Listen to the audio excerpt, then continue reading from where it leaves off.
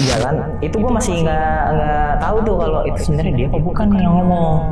Gue jalan terus tiba-tiba setelah gue ajak ngobrol komunikasi itu dari belakang tangan kirinya kan megang maps gini ya bang, tangannya gini bang ke depan, tapi nggak sampai digerakin, cuma gini doang. Terus lu ngapain sih gue gitu. Tiba-tiba dia ngomong, Arun siapa?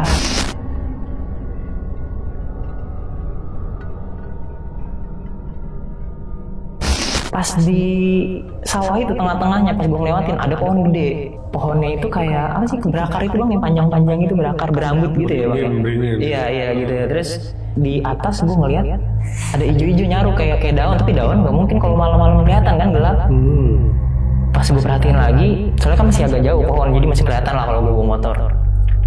Ternyata ini bas ini penari bang. Penari cewek.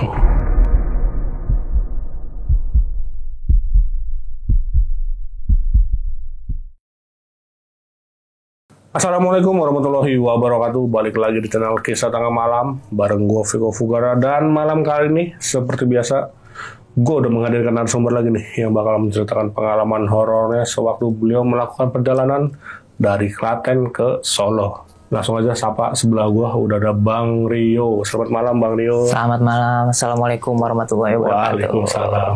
Gimana kabarnya Bang Rio? Alhamdulillah baik. Alhamdulillah. Oke Bang, ini kan lu waktu itu melakukan perjalanan ya Bang ya? Ya betul. Dari Klaten ke Solo. Nah itu dalam rangka apa tuh Bang? Gue lagi diundang sama sepupu gue. Gue kan kebetulan tinggal di Jakarta sama sepupu gue. Terus saudara gue ini nikahan di Klaten. Terus gue sama sepupu gue naik kereta itu kan. Ya perjalanan sekitar 6 jam lah sampai di Klaten. Sampai di sana siap-siap lah karena besoknya itu kan mau mulai pernikahannya tuh. Udah mulai acara lah. Ya mulai acara. Sampai selesai gue ngomong ke om gue ini yang nikahan, kalau gue mau jalan-jalan ke Solo sama sepupu gue. Gue minta izin lah gitu, terus dibolehin. Dia tanya kapan, besok. Ya berawal dari situlah gue akhirnya mau jalan-jalan ke Solo gitu. Oh berarti acaranya di Klaten nih ya? Acara di Klaten. Klaten, baru mau jalan-jalannya ke Solo. Kayak sama tadi sama sepupu ya Bang ya? Iya sama sepupu gue. Nah pas ke Solonya naik apa? Kereta juga atau? Oh enggak, gue naik motor, goncengan. Naik motor? Iya. Oke. Dan itu tahun berapa sih Bang? 2 tahun lalu, 2023 akhir tuh. Lama juga ya udah. Ya. Nah lu di Solo ini netep berapa hari atau pulang pergi aja Bang? Pulang pergi gue berangkat jam 8 pagi ini. Gue berangkat jam 8 pagi naik motor. Sepupu gue nih kebetulan cewek. Beda setahun lah sama gue. Dia megang maps, gue juga kan nggak tahu daerah-daerah sana ya. Perjalanan kurang lebih 3-4 jam lah saat itu.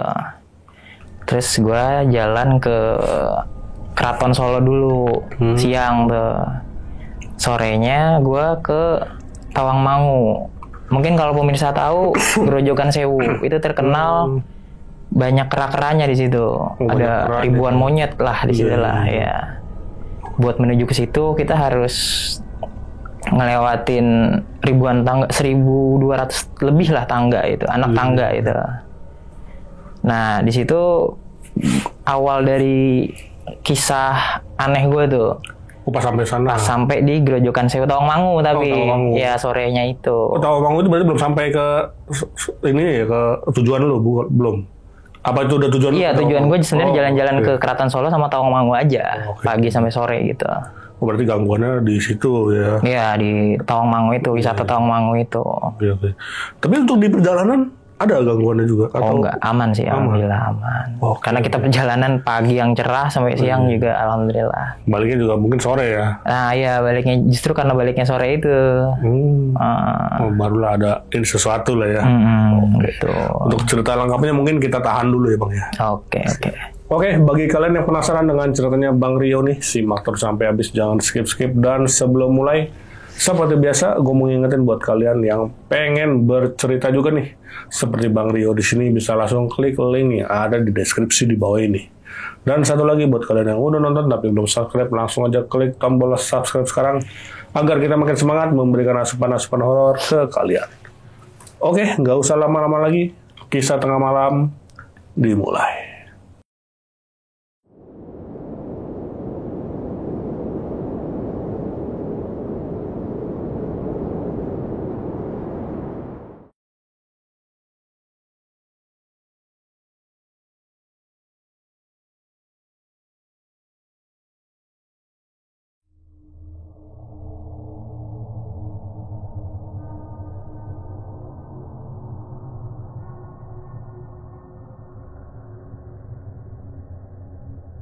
awalnya perjalanan gue mau menuju ke Klaten, jadi gue menghadiri undangan dari om gue pernikahan.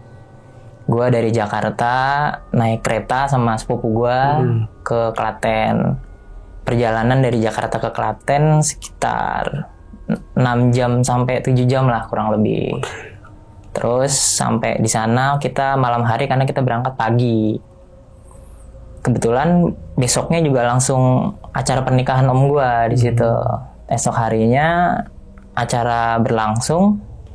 Pas acara udah mau selesai nih, gue ngomong sama om gue, karena kebetulan gue sama sepupu gue nggak lama kan di Klaten, cuma untuk menghadiri acaranya aja. Jadi gue pengen jalan-jalan dulu ke daerah Solo sama sepupu gue itu.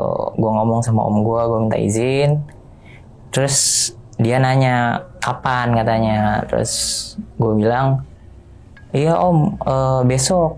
Kebetulan karena si sepupu gue ini besoknya lagi dia mau ke rumah Pak D-nya, nggak bisa kan.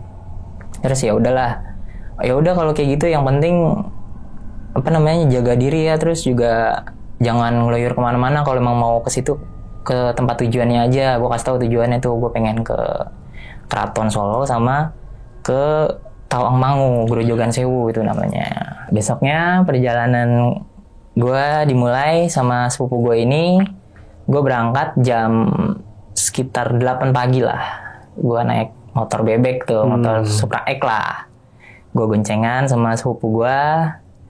Dan gue bagian bawa motor, sepupu gue yang megang maps karena kita bukan orang situ asli kan ya. Jadi pakai maps lah. Kurang lebih perjalanan 3-4 jam lah. Kita siang hari sampai zuhur itu sampai di Keraton Solo. Kita keliling-keliling dulu ngelihat keraton dari Sultan Pakubuwono zaman dulu gitu kan. Sekitar 2 jam di keraton, kita makan siang.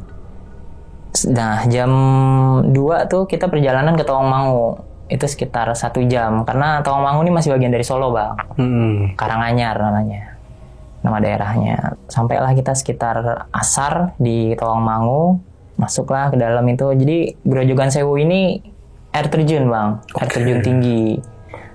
Di dalam itu wisata ada ya banyak hewan-hewan terkhusus. Dia cuma ada kera atau monyet, dan itu jumlahnya ratusan bahkan ribuan, banyak banget di situ. Perjalanan ke Tawangmangu juga nggak mudah nih, karena kita harus ngelewatin nanjak ya kurang lebih 1.200 lah anak tangga itu di situ. Karena dia kayak bukit pegunungan gitu lah. Tinggi lah ya. Tinggi banget gitu. Nah, terus perjalanan pas lagi naik tangga itu, gue ngerasa ada sesuatu tuh. Pas si sepupu gue ini kan dia di belakang gue kan, dia agak lama jalannya naik tangganya itu.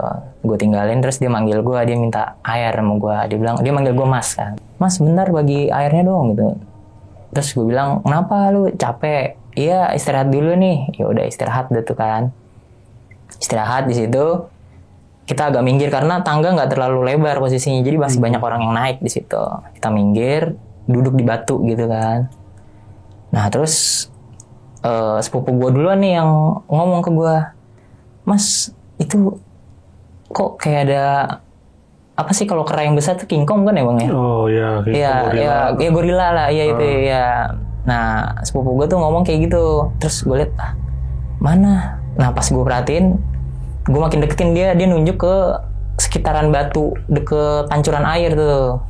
Terus gue samperin, gue di situ ngelihat kayak kepala sama rambut, tapi nggak ngeliat tubuh full asli. Iya, kayak semacam madep sana, kayak belakang kepala gitu, belakang kepala kayak inilah, kayak gorila gitu lah, cuma gede banget dia. Warnanya coklat agak hitam gitu. Itu sore hari sekitar jam 4 tuh di situ. Karena gue udah ngerasa udah nggak nyaman gue kondisinya di situ, apalagi ini kampung orang kan, bukan tempat gue. Ya udahlah lanjut aja dulu perjalanan. Lanjut naik tangga. Terus sampailah di air terjun itu. Ya gue nikmatin suasana, nikmatin dinginnya udara di situ. Sampai sekitar jam 5, om gue nelpon. Dia bilang, ini di mana? kok belum pulang juga gitu. Terus gue bilang, iya om, ini masih di Tawangmangu, lagi mau istirahat bentar, mau beli makan, karena gue belum makan, terakhir makan siang kan, lapar, udara dingin kan di situ. Tapi om gue ini kekeh, dia bilang, udah cepetan pulang sekarang, ini udah jam 5, udah mau maghrib, nanti kalau pulang makin malam, sampai sini makin malam. Karena biasanya nih bang, di kampung-kampung itu jam 7, jam 8 malam itu udah kayak, kalau di Jakarta ya udah kayak jam 10 malam, sepi. Iya, jadi ya om gue khawatir, karena apalagi gue pakai motor kan, mungkin nanti di perjalanan kenapa-kenapa gitu. Terus akhirnya gue sempat agak keras dikit ke om gue, udahlah tunggu maghrib aja, karena nggak enak kita perjalanan motong maghrib kan. Ditambah kebetulan banget sepupu gue ini lagi head, ya jadi ya sensitif lah, apalagi maghrib gini masa di jalanan gitu kan. Terus tapi om gue bilang, udah nggak apa-apa, jalan aja pelan-pelan, yang penting hati-hati gitu. Ya udah, akhirnya sepupu gue marah juga ke gue, udah ayolah daripada ntar diomelin gitu. Ya udah, akhirnya gue nggak makan tuh, walaupun gue lapar di situ posisinya ya. Gue nekat pulang aja lah, gue ngikutin kemauan om gue itu dan sepupu gue ini. Nah, kita pulang sekitar 5:30 lah itu, karena kita harus turun tangga setengah jam lah itu, turun tangga kita dari atas turun ke bawah lagi ke arah parkiran itu kan. Nah, kita turun tangga sampai di parkiran, ada yang ngingetin nih tukang parkiran, dia bilang pakai bahasa Jawa sih ngomongnya. Ya kalau gue bahasa Indonesiain, dia bilang gini, mas mau ke mana tujuan, kok jam segini baru pulang gitu. Terus gue bilang, iya nih mau ke Klaten, kebetulan bukan orang sini, orang Jakarta saya gitu. Oh nggak, nunggu ini aja, maghrib aja gitu, bawa perempuan mas, hati-hati, udah diingetin gitu. Gue makin gak enak, waduh nih gue malah ngerasa gak enak udah diingetin orang sini kan. Terus gue bilang sama tukang parkirnya, oh iya bang, makasih bang, tapi kebetulan udah disuruh pulang sama orang tua. Gue bilang gitu. Oh yaudah, hati-hati aja bang. Karena arah keluar dari Tawangmangu ini dia kayak jalanan puncak bang. Jadi kiri kanan tuh hutan gitu lah, kayak ya tanah kosong gitu. Jadi gelap, pencahayaan cuma dari motor. Makanya si tukang parkir tadi mungkin ngasih tahu gue biar hati-hati gitulah, karena dia tahu kondisi lingkungan situ kan. Gue mulailah perjalanan pulang dari Tawangmangu tuh. Gue jalan 5:30 ke masjid dulu gue, karena udah azan kan. Gue maghriban dulu, dan si sepupu gue ini nunggu di motor, duduk di motor, karena dia lagi head kan tadi. Sekitar ya 15 menit lah gue maghriban di situ. Tadinya gue mau makan dulu, gue masih lapar kan. Tiba-tiba om gue bukan nelpon sih, ngechat si sepupu gue, udah di mana? Dia minta Sherlock Live. Si sepupu gue bilang ke gue gini, gimana nih mas? Ini om minta Sherlock Live. Terus gue bilang, udahlah biarin aja, diemin aja. Tapi sepupu gue nih orangnya ya kayak patuh banget lah sama omnya ini, jadi kayak nggak enak gitu lah. Udahlah mas, udah yuk langsung jalan aja. Emang lu nggak lapar? Gue tanya gitu ke sepupu gue. Dia bilang, ya lapar sih, tapi ya udahlah makan di rumah aja. Paling juga di sini di Maps 2 jaman nyampe gitu. Walaupun gue dalam hati 2 jam juga perjalanan capek kan, gue yang bawa motor masalahnya. Terus ya udahlah, karena posisi gue kepaksa, gue lanjutin tuh perjalanan. Nah, proses perjalanan sekitar 30 menit tuh dari masjid sih. Gue lupa di daerah mana, kayaknya daerah Boyolali tuh ya. 30 menit dari masjid itu. Mulai ngerasa nggak enak di situ. Awalnya dari sepupu gue ngomong ke gue kalau dia ngerasa pusing. Nah, gue rasa awalnya karena dia nggak makan kan. Lu sih nggak makan tadi, gue bilang minggir dulu, makan dulu gitu. Terus dia bilang, iya aduh mana sininya berat banget. Itu kelamaan pakai helm kali. Gue masih positive thinking. Walaupun sebenarnya gue udah ngerasa bang, pas pulang dari masjid itu di gue nggak tahu nama jalannya ya kalau di kampung itu, di deket-deket sawah gitu, kayak sepintas tuh kayak ada yang mau gini loh ngelewatin di sini. Iya, apa ya, kayak ya mau lewat gitu ya. Iya, tapi bukan berbentuk makhluk. dia bukan iya sih kayak bayangan, tapi berasa pas ada rambutnya gitu bang, berasa gitu. Sekelibat gitu. Nah iya, ya gimana ya, setangan gini lah, beginilah, lewat gitu. 2 kali gue ngerasa, tapi gue nggak ngomong ke sepupu gue, karena posisinya sepupu gue ini kan lagi head, dan gue tahu sebenarnya sepupu gue ini emang dia tuh orangnya sensitif sama hal-hal yang mistis gitu, hal-hal yang negatif gitulah. Makanya enggak lah, udah gue pendam sendiri aja, gue sambil dalam hati zikir lah, mohon perlindungan sama Allah gitu kan. Pas karena si sepupu gue ini pusing kan, dia bilang udahlah mas, berhenti dulu deh kayaknya, takutnya nanti aku mau mual, takutnya muntah gitu. Dia mual, gue nyari warung, gue pengen makan tadinya. Akhirnya karena nggak nemu, itu susah bang, walaupun jam 7 lah, itu kayaknya jam 7 malam, itu warung udah susah banget di situ.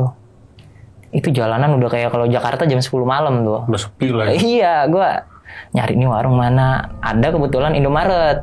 Akhirnya gue berhenti aja tuh ke Indomaret. Gue beli roti.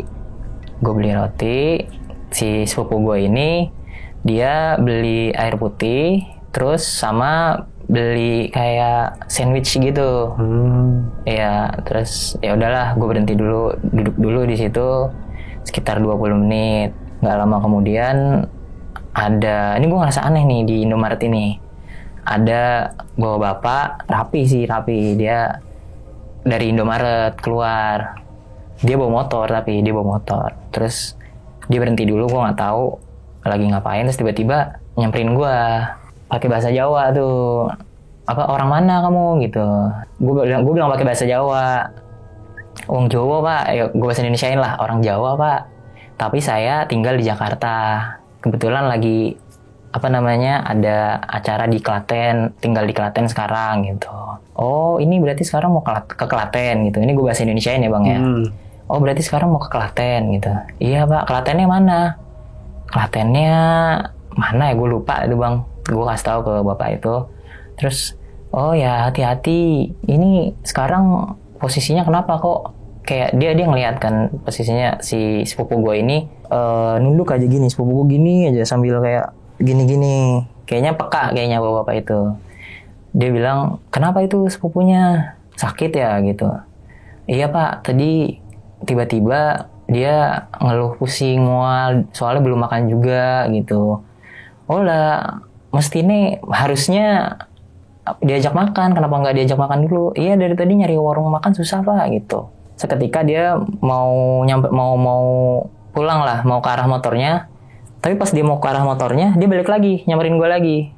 Dia ngomong gini sambil nepok pundak gue, ngomong gini, Le, seng hati-hati. Artinya, Dek yang hati-hati ya. Nanti kalau misalnya ada apa-apa, jangan sampai berhenti, jalan terus saja. Nah itu di daerah, pokoknya udah lewat Boyolali lah bang, seingat gue udah lewat Boyolali. Gue taunya cuma jalan Boyolali tuh.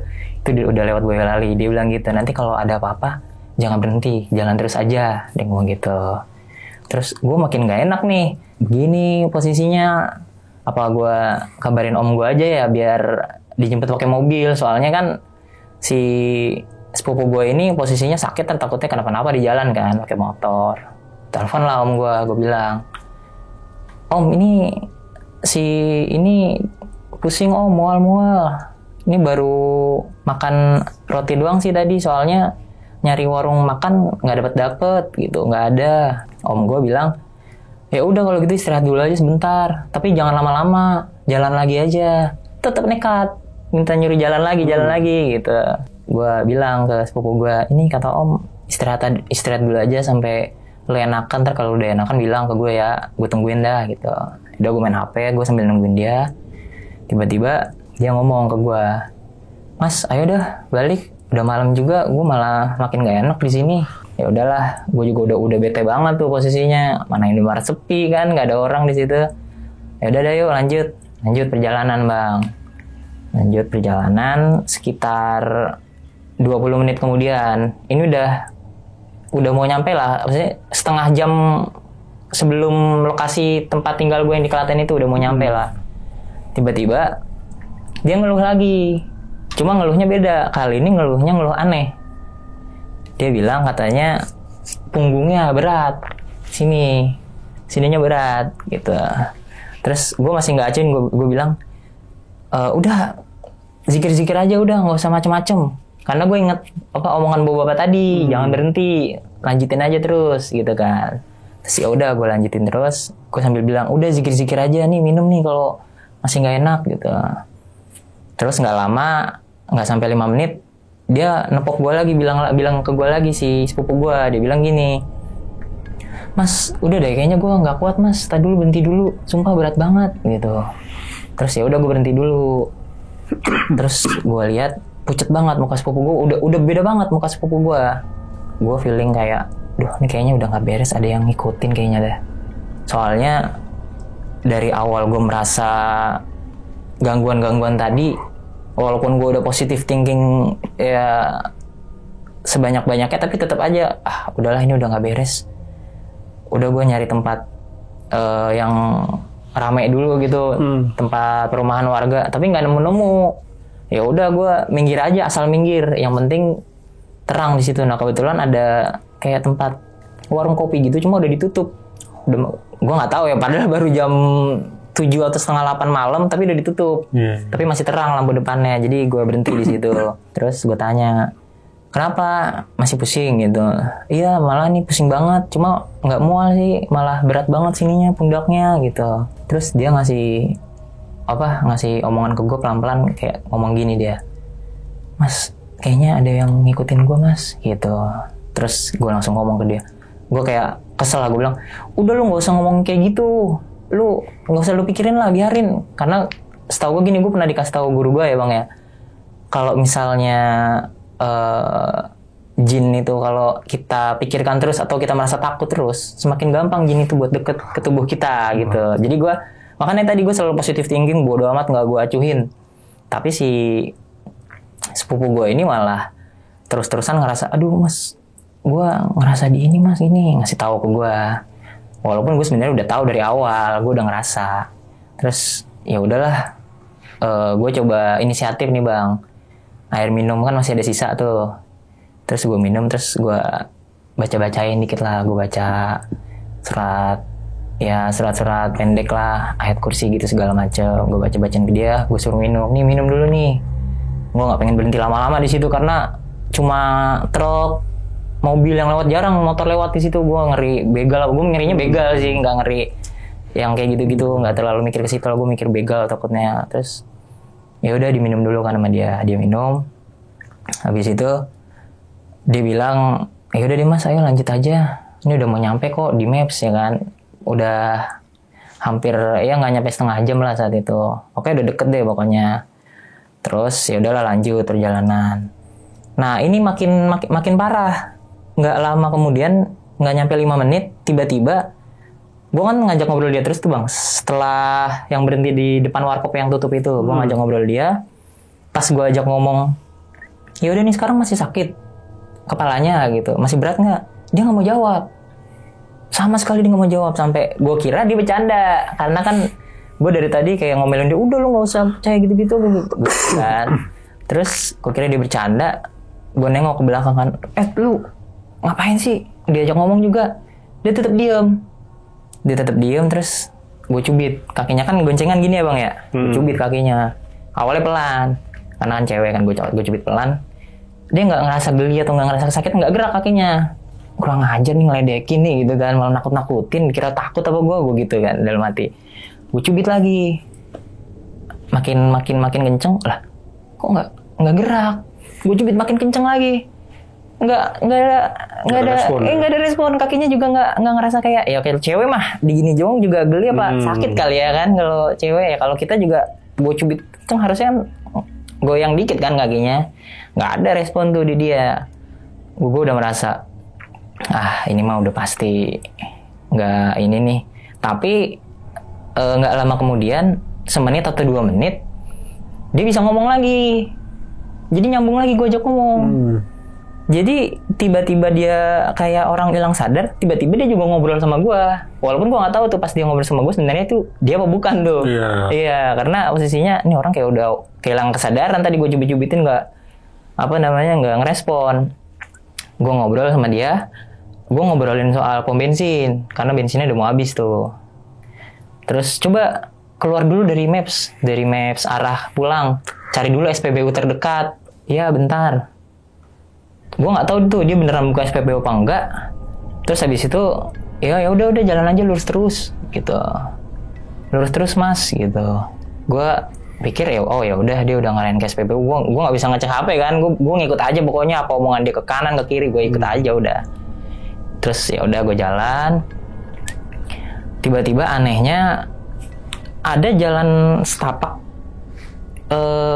kirinya sawah bang, kanan sawah, setapak motor. Nah itu tuh jalanan rumput semua.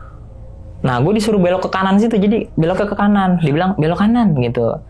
Itu bener-bener nggak ada lampu penerangan sama sekali. Sawah, lu pernah lihat sawah kan bang? Kalau di kampung gimana? Lampu, iya lampu aja nggak ada.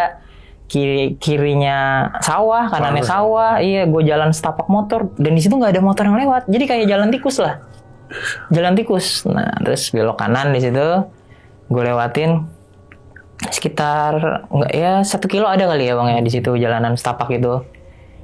Itu gue udah dalam hati gue udah nggak dalam hati lagi sih, bahkan gue udah bersuara kayak gue baca ayat kursi Allahu la ilaha illallah, baca surat-surat segala macam pas gue ngelewatin jalan situ karena gue juga berat juga di situ bang, ngerasa kayak astagfirullah. Nah pas di sawah itu tengah-tengahnya pas gue ngelewatin ada pohon gede. Pohonnya itu kayak apa sih, berakar itu bang, yang panjang-panjang itu berakar berambut gitu ya bang.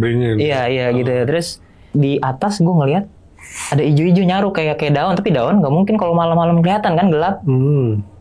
Pas gue perhatiin lagi, soalnya kan masih agak jauh pohon, jadi masih kelihatan lah kalau gue bawa motor. Ternyata ini bas gini, penari bang. Penari, cewek. Tapi untuk mukanya tuh kayak gimana ya? Bukan samar-samar sih, nggak terlalu kelihatan banget lah. Tapi matanya kelihatan. Kayak bersinar gitu lah matanya gitu. Arahnya ke gue gitu kan. Terus gue langsung astagfirullahaladzim. Gue makin kencengin motor gue tuh kan.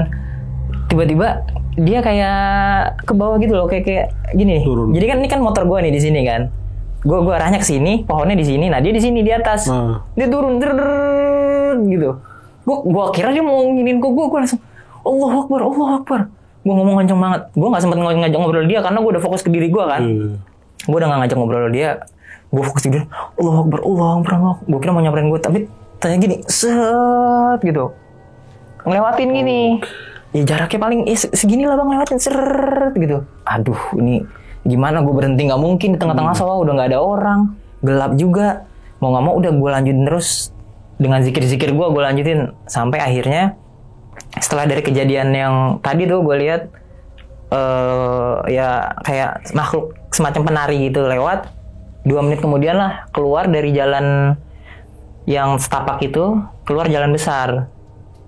Nah pas keluar jalan besar itu posisinya udah deket lah dari tempat rumah yang gue tinggalin itu.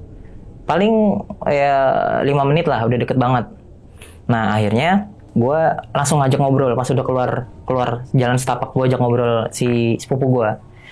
Gue bilang, lu tadi ngerasa gimana nggak gitu? Kenapa? Dia cuma nanya gitu, kenapa? Tapi udah nggak manggil gue mas, udah nggak apa. Kenapa gitu? Lah lu tadi nggak ngerasa sesuatu atau ngeliat apa gitu? Nggak, biasa aja gitu. Terus ya udah, ini di mana itu lu nge-maps SPBU apa pom mini sih? Gue bilang gitu. Terus ya udah jalan aja terus gitu. Nah jalan itu gue masih nggak tahu tuh kalau itu sebenarnya dia apa bukan nih yang ngomong. Gue jalan terus, tiba-tiba setelah gue ajak ngobrol komunikasi itu, dari belakang tangan kirinya kan megang maps gini ya bang ya, tangannya gini bang ke depan, tapi nggak sampai digerakin, cuma gini doang. Terus lu ngapain sih gue gitu. Tiba-tiba dia ngomong, Arum siapa? Dia nanya ke gue, dia malah kok malah nanya? Dia bilang gitu, Arum siapa gitu. Nih nggak beres nih. Tapi gue masih susah bedain ini antara bercanda apa beneran nih. Tapi kayak nggak mungkin kalau bercanda sampai kayak gini banget. Udahlah, udah posisinya udah mau nyampe banget kan rumahnya, terusin aja, udah gas aja, udah ngapain berhenti tanggung kan. Tapi gue takut bensin gue udah ngadet. Nah kebetulan ada orang di situ. Gue nanya, Pak maaf, di sini ada yang jual bensin eceran nggak ya Pak ya, gitu. Terus kata bapaknya, oh nggak ada, udah malam gini Le, udah nggak ada malam-malam gini nak, gitu kan. Terus ya udahlah, semoga aja, Bismillah, nyampe lah rumah, udah nggak jauh-jauh juga. Nah habis itu udah deket lah 100 meter udah mau nyampe rumah, dia udah ngegoyangin badannya bang, sepupu gua. Nah ini nih udah apa namanya, muncul tanda-tanda nggak beres. Dia ngegoyangin badan, dia ngegoyanginnya tuh gua nggak sempet lihat sih kayak gimana goyang, cuma yang gua rasa tuh motor goyang. Gua standarin motor gua itu 100 meter sekitar 100 meter lah sebelum sampai rumah gua itu, rumah yang di Klaten itu, rumah om gua itu. Gua berhenti standar 1 tuh, gua matiin mesin motor, dia langsung turun, tapi dia ngajak ngobrol gue bang. Nah di situ dia manggil gue mas. Dia bilang, ngapain sih mas? Udah ayo pulang, udah mau nyampe juga. Nah gue kaget lah, ini tadi kok jadi begini. Terus gue ngomong ke dia, lu tadi ngapain tangan lu begitu? Lu mau nakut-nakutin gue ya gitu? Apaan sih? Udah yuk gitu. Yang anehnya dia ngomong kayak gitu, setelah itu mukanya tuh kayak senyum-senyum gak jelas ke gue. Kayak orang yang lagi setengah sadar. Iya, jadi abis ngomong kayak gitu kok pergerakan dirinya dia hilang lagi. Dia kayak udah ayo cepetan. Langsung gue giniin tangannya. Enggak, gue mau jalan kalau lu istighfar dulu. Lu ngucap istighfar. Bilang cepetan sekali aja gitu. Enggak, udah cepetan. Dia nutup mukanya gini. Dia nggak mau ngasih tau mukanya ke gue, dia gini. Kan gue di sini, dia gini. Cepetan ayo, gue tarik tangan. Cepetan lu ngucap istighfar gue gitu. Sampai 3 kali gue bilang istighfar. Dia nggak mau. Akhirnya pas udah begini, tiba-tiba dia langsung teriak-teriak, langsung gitu bang. Langsung gue ajak ngomong pakai bahasa Jawa bang. Gue bilang sopo kowe, gue bilang gitu. Siapa kamu gitu. Terus dia ketawa-tawa. Nah dia manggil gue mas tuh. Arum mas. Loh, kok dia manggil gue mas? Habis itu dia kayak mau lari. Dia bener-bener ngelepasin, kan lagi gue genggam tuh tadi tangannya bang, si sepupu gue ini. Dia kayak mau lari gitu, kayak mau ninggalin gue bilang gitu. Gue tahan kan. Nah abis itu jongkok, abis dia ketawa-ketawa, abis itu dia nangis pas jongkok. Terus gue ajak ngomong lagi. Gue bilang, ini pakai bahasa Indonesia ya bang ya. Gue bilang ke dia gini, ngapain begini gitu. Terus dia bilang, enggak mas, nyaman mas. Dia ngomong kayak gitu, enggak mas, nyaman mas gitu. Cepet keluar. Terus sambil gue pundak dari si sepupu gue ini, gue giniin sambil gue baca-bacain bang. Kupingnya langsung gue gini-gini, gue baca-bacain. Terus tiba-tiba dari jauh sekitar 30 meteran lah, ada abang-abang tuh, mas-mas gitulah. Dia diri ngeliatin gue. Mungkin dia ngiranya gue kayak pasangan gitu kan yang lagi marahan. Ini kok kayak ribut gini gitu. Terus gue panggil lah, mas tolongin mas, ini kemasukan mas, gitu. Gue bilang, gue panggil dia. Terus itu dia datang, dia nanya, tinggal di mana, nanya ke gue gitu. Terus gue bilang aja kalau saya keponakannya dari om ini gitu. Terus dia tahu, dia kenal nyata sama om gue, karena kan gue udah masuk kompleks itu, udah masuk lingkungan perumahan om gue. Terus dipanggilin, terus langsung keluar, om gue keluar, langsung kakaknya om gue, Pak De gue lah, Pak De gue keluar. Gue disuruh, udah ini angkat dianya, angkat ke dalam dulu. Tapi itu gue nggak tahu posisinya udah sadar belum. Dia cuma pingsan di situ, posisinya pingsan. Pas di dalam ternyata dia bergerak lagi, dia masih kemasukan lagi. Tapi pas di dalam rumah dia nggak ketawa-ketawa, nggak nangis, dia nari sampai gue ngeliatin, gue hampir mau videoin di situ. Cuma gue nggak kepikiran karena wah ini kok jadi gini, gue nggak nyangka. Gue diomelin tuh sama tante gue, sama istrinya om gue. Dia nari gini bang, nggak lama langsung sama bude gue, sama istrinya Pak De gue langsung ditarik, dipegangin. Karena kan pas dipegangin dia malah goyang-goyang gitu kan. Akhirnya langsung disadarin sama Pak De gue di situ. Nah di situ sadar. Itu sekitar jam 9 malam itu bang. Itu sampai tempat rumah om gue itu. Terus gue ke kamar mandi. Kamar mandi tuh letaknya kalau di kampung-kampung itu belakangnya tuh kayak ada empang gitu bang. Jadi di belakang banget empang. Nah gue ke kamar mandi, gue cuci muka lah, gue bersih-bersih. Pas gue keluar kamar mandi, ketawa. Gue denger bunyi ketawa tuh. Ketawa-ketawa ya kayak macam kuntilanak gitu lah bang. Gue nggak pernah dengar suara kuntilanak asli sih, cuma gue rasa itu kayak anak, karena nggak mungkin orang ketawa malam-malam, siapa nih ketawa? Suara cewek lah. Iya cewek pokoknya di situ. Gue lihat ke belakang, nggak ada. Terus tiba-tiba, jadi kan ini posisi kamar mandi nih bang. Ini empang lele di sini. Nah di dekat empang lele tuh kayak ada balok kayu gitu, tempat biasanya duduk kalau misalnya mau ngambil ikan gitu kan. Dia duduk di situ, yang tadi gue lihat bang, yang di sawah itu. Si penari itu. Iya. Kalau wajahnya sih, gue nggak terlalu apal ya, karena gue nggak ini banget. Pokoknya gue masih inget bajunya gini, terus dia kayak pakai kalung inian, pakai apa sih namanya nih, jarik, kain jarik gitu. Khasnya dia itu selalu begini. Jadi ini apa sih, kain gitu ya, hijau, selalu diginiin kainnya. Nah khasnya dia gitu. Terus gue langsung masuk ke dalam. Gue ngomong ke Pak Ade gue bilang, tadi itu yang tadi kayaknya di kolom gitu. Terus gue keluar langsung. Gue juga ikut keluar, disamperin sama Pak Ade gue. Mana nggak ada. Gue langsung, astagfirullahaladzim. Terus gue masuk lagi. Gue bilang ke bude gue, karena kan bude gue yang lagi sama sepupu gue kan. Bude itu si ini gimana? Oh iya udah baik-baik aja. Cuma lagi pusing katanya. Lagi diajak ngobrol sama bude gue sambil disuruh makan kan. Terus gue makan, ternyata nggak selesai sampai di malam itu. Malam itu gue tidur. Besoknya kemudian pagi harinya gue ajak ngobrol dulu, tapi si sepupu gue ini sebenarnya semalam kenapa gitu. Terus sepupu gue bilang, dari pas semenjak berhenti di Indomaret jalan itu, dia tuh udah ngelihat sosok cewek. Cuma dia nggak bilang penari, dia bilang dia ngeliat sosok cewek. Terus ceweknya itu kayak mau ngajak ngobrol ke dia, ke sepupu gue ini. Terus sepupu gue bilang kalau dia udah berusaha nolak. Nah tapi pas setelah selesai berhenti dari depan warkop itu yang tadi gue cerita, dia baru ngeliat sosok penari. Ternyata penarinya dari situ, bukan dari yang sawah itu bang. Dari yang gue berhenti depan warkop. Pas jalan, si sepupu gue bilang kalau dia sebenarnya tuh mau loncat dari motor, cuma dia nahan.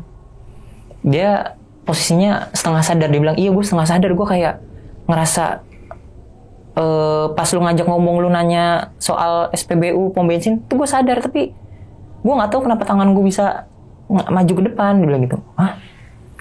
Ada ya gini kasusnya? Jadi kayak lu udah ngerasa tangan lu digerakin sendiri tapi lu sadar gitu. Iya gue ngerasa kayak gitu, tapi pas lu nyuruh gue istighfar itu gue benar-benar nggak kuat gitu, kata sepupu gue. Itu gue udah nggak kuat lagi. Akhirnya ya udah gue kayak ngerasa lepas aja. Dia langsung nguasain gue. Nah dia juga ngajak ngobrol gue. Jadi dia kenalin namanya, nama dia Arum. Makanya gue ngomong kan Arum siapa gitu. Terus, oh iya dia ngomong ke gue Arum siapa. Oh ternyata dia lagi dialog sama si penari itu. Pas dia ngomong Arum siapa gitu. Oh dia lagi ngobrol. Sore harinya itu kan pagi sampai siang tadi ya. Itu gue ngobrol-ngobrol. Sore sampai mau maghrib, gue sama ada lagi sepupu gue, cuma cowok bang. Gue keluar, gue ke angkringan, ya kan? Gue ke angkringan. Habis itu gue ditelepon sama sepupu gue yang cewek ini, yang gue ajak pergi kemarin itu, yang sempat kerasukan itu. Katanya dia juga mau ke situ, jemput dong gitu. Soalnya lumayan jauh lah bang, kurang lebih ya 10 menit lah dari angkringan ke rumah itu. Sekitar jam 7 malam gue jemput, sampailah di angkringan. Gue ngobrol-ngobrol sama sepupu gue si yang cowok itu. Terus sepupu gue yang cewek ini ngasih tahu kejadian yang kemarin, cerita ulang lagi. Pulangnya gue boncengan bertiga bang.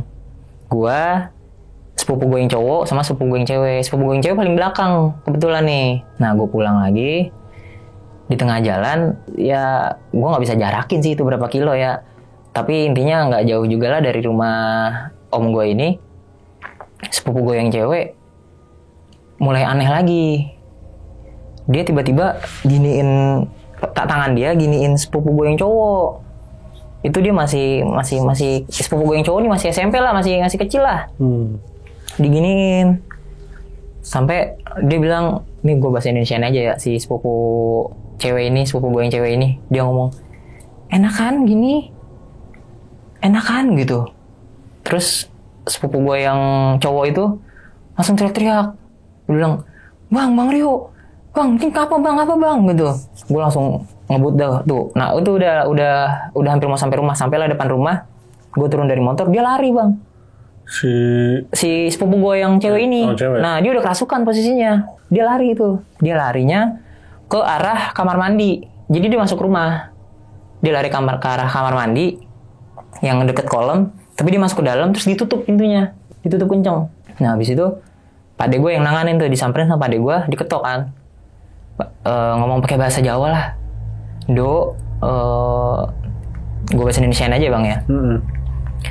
Do, ngapain? Keluar sini Do. Ada apa gitu? Sini ngomong baik-baik Do gitu. Si sepupu gue ini yang di kamar mandi itu yang cewek sambil kayak nangis gitu bang. Enggak. Aku nggak bisa diginiin gitu. Pakai bahasa Jawa. Enggak, orang apa? Aku Raiso diginiin, nggak bisa lah diginiin gitu.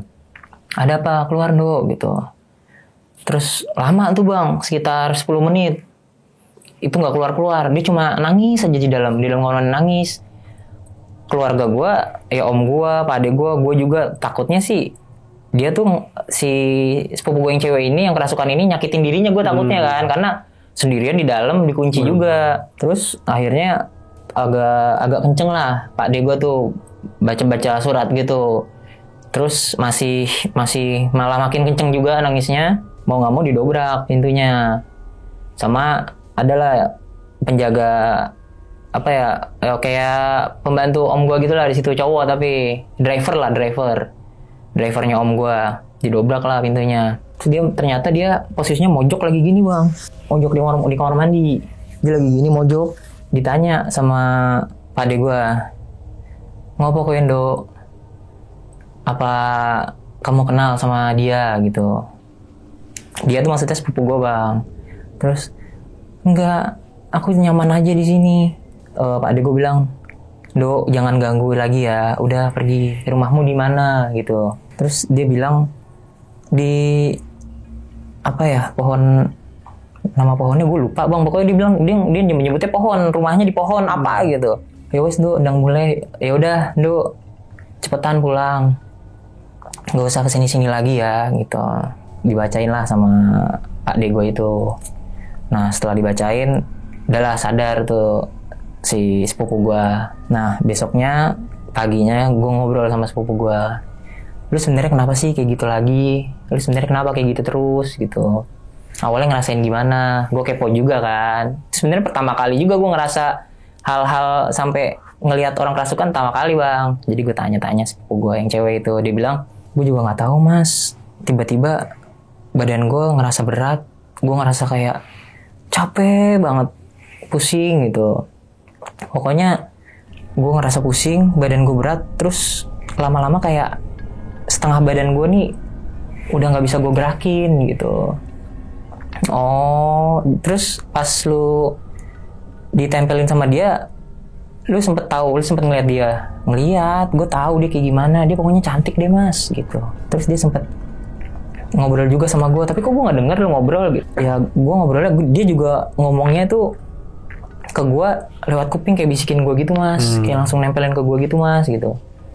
Oh terus lu nggak nyoba zikir-zikir gitu? Udah mas, gue udah zikir-zikir, gue udah baca-baca, tapi kayak gue ngerasa energi dia kuat banget mas gitu. Terus dia juga bilang sama gue, si sepupu gue ini, kalau dia emang kalau posisinya lagi head emang sensitif kayak gitu, sering lah kayak gitu, suka ngeliat-ngeliat kayak gitu. Satu kejadian juga pas mau pulang nih ke Jakarta bang, kita kan ke stasiun apa namanya di Klaten, gue lupa ya, naik mobil sih ke stasiunnya itu pas mau pulang.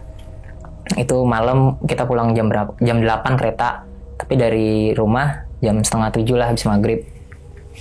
Ngelewatin kuburan.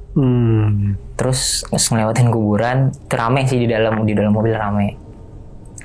Terus si sepupu gue ini bilang, Mas gue liat Momo mas, liat Momo gitu. Lu tau Momo gak sih bang? Oke, yang mukanya serem itu kan. Momo yang hantu Jepang gitu. Iya, yang mukanya senyum. Gue nggak tahu tuh awalnya Momo apaan. Gue taunya Momo apa bang? Momo Geisha.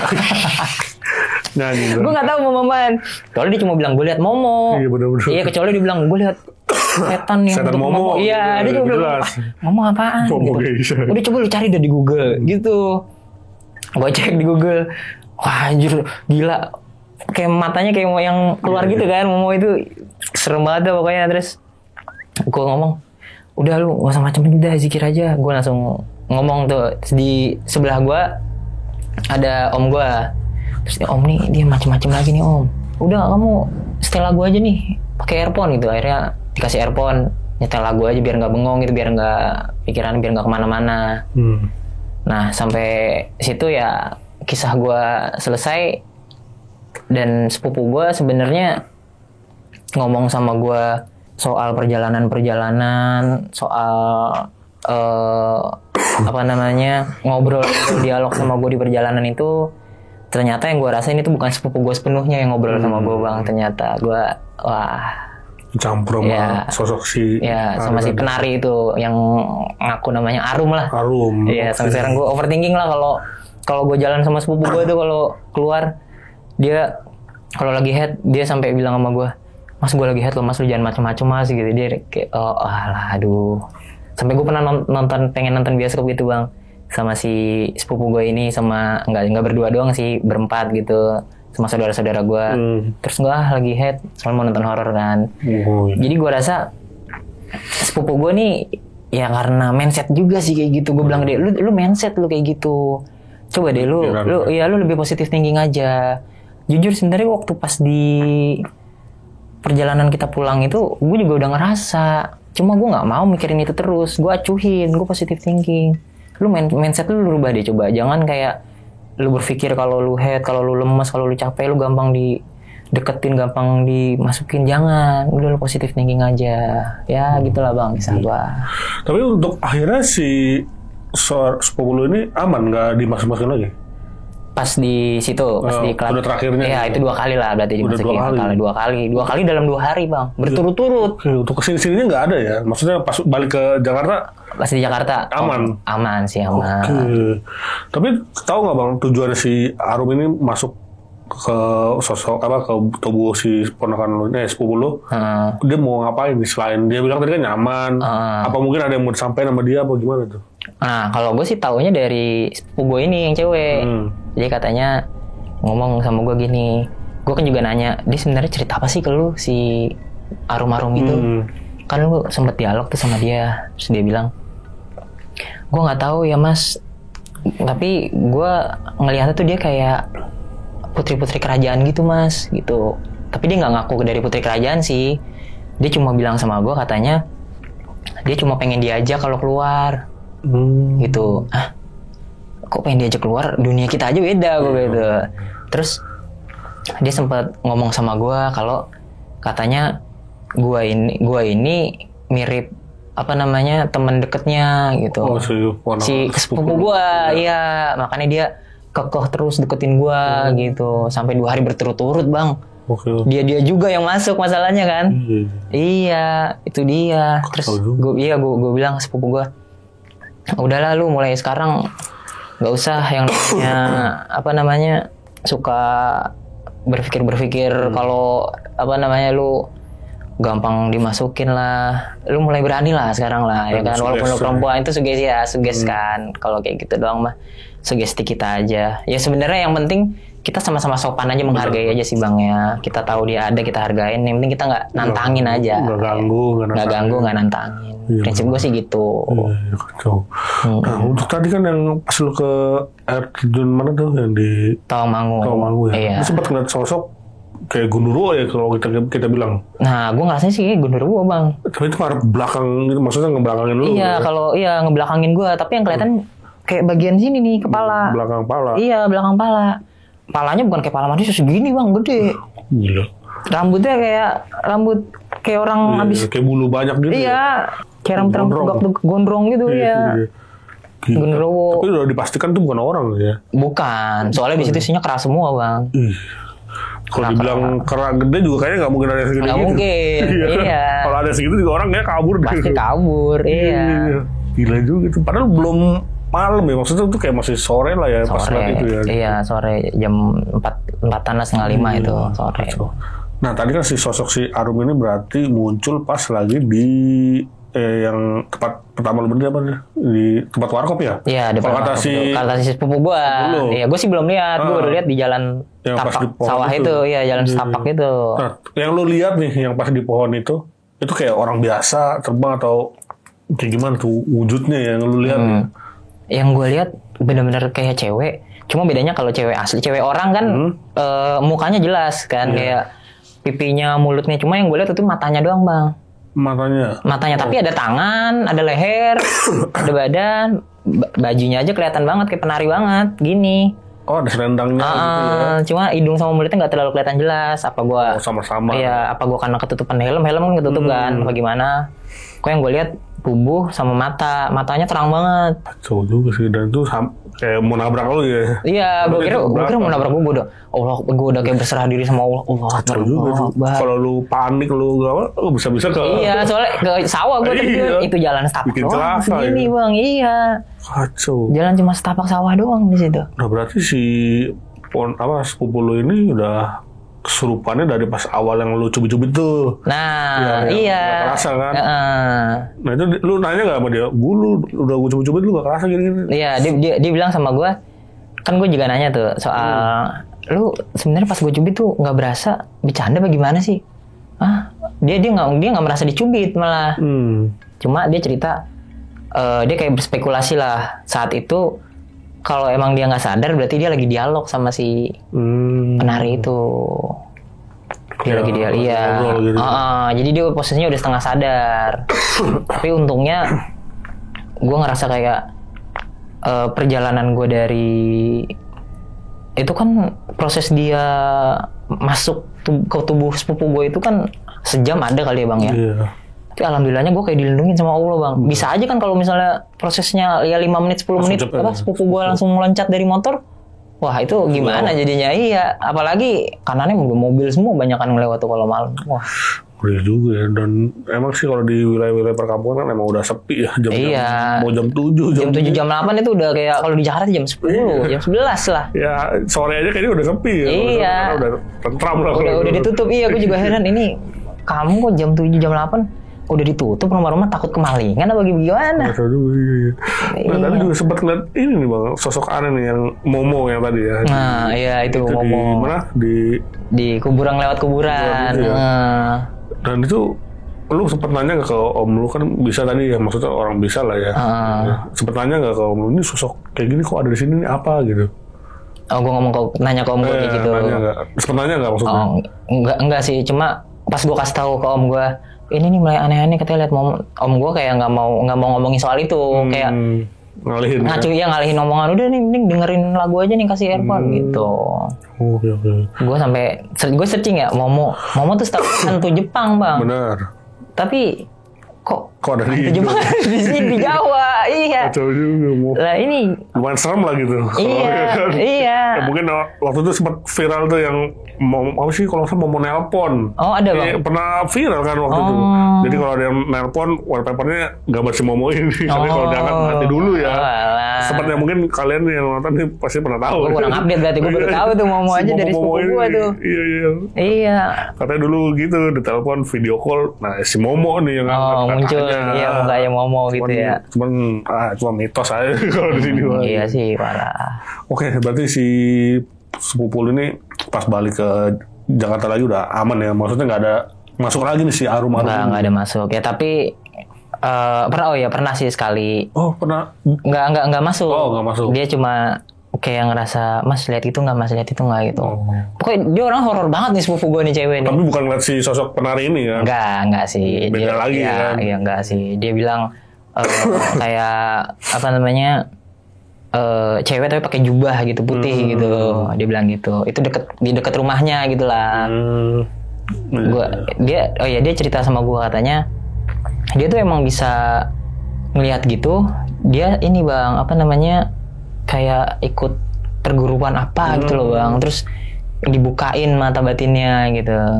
Sempet lah belajar gituan ya. Iya, tapi gue mikir dia dibukain, gue nggak dibukain, gue bisa ngelihat kok, gue pikir gitu ya. Iya juga. Yang nggak dibuka malah. Iya, gue yang nggak dibuka malah ngelihat, walaupun gue nggak ngelihat ini banget sih ya, nggak sekuat dia penglihatannya gitu kan. Tapi gue bersyukurnya gue nggak bisa kayak biasanya nggak sekuat dia ngelihatnya. Ya alhamdulillah gue dijauhkan lah dari hal-hal yang seperti itu, dilindungin lah. Kacau juga sih. Ya walaupun gitu kadang ada orang dibuka mata batinnya bisa ngelihat ya. Jujur aja saya juga mata batinnya dibuka dari dulu. Oh dibuka bang. Cuman malah gak ngeliat apa-apa. Pernah ngeliat bang? Belum malah. Belum pernah. Apakah gara-gara minus matanya? Berarti kalau pakai kacamata bisa dong. Nggak tahu juga nih.